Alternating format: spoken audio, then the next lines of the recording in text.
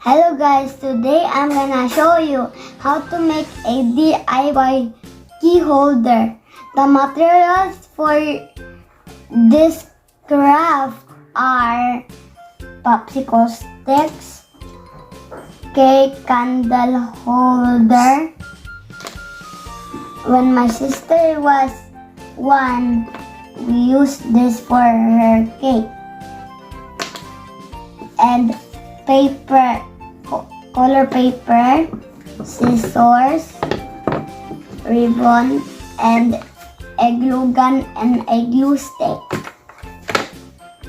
Now, we need to get 10 sticks.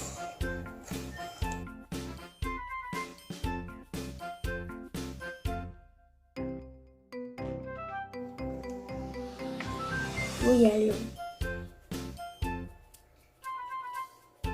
Next is wheat. We put hot glue on the yellow.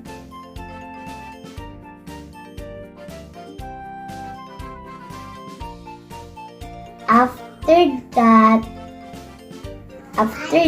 we need to place it. Now, get the other one.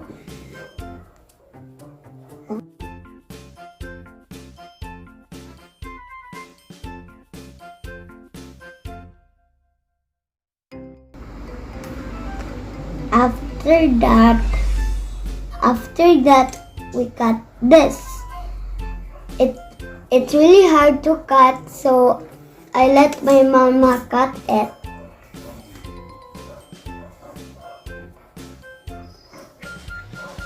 Glue.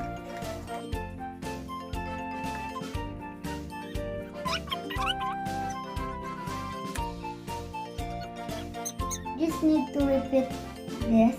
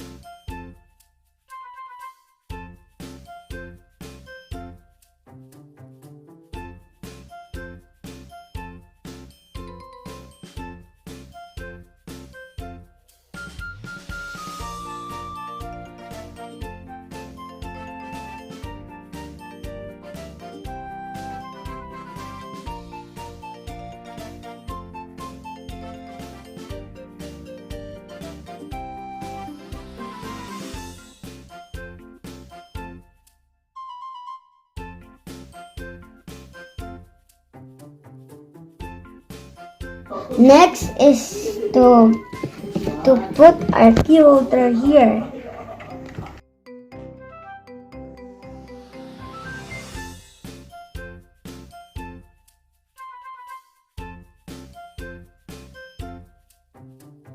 Next is we glued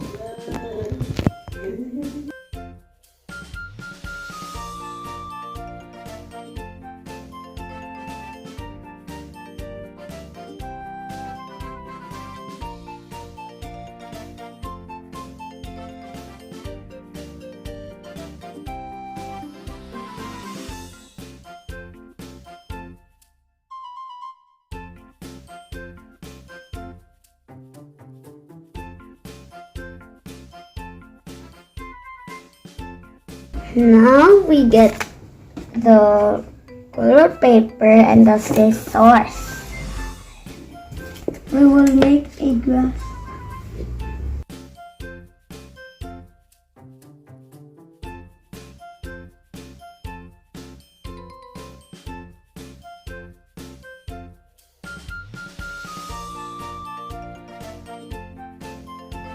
Next is we put it here.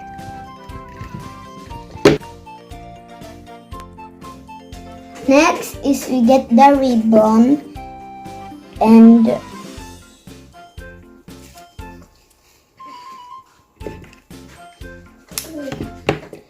we get the ribbon and we glue it so it will not fall down. Now this is our finished product. Now we can put all our keys.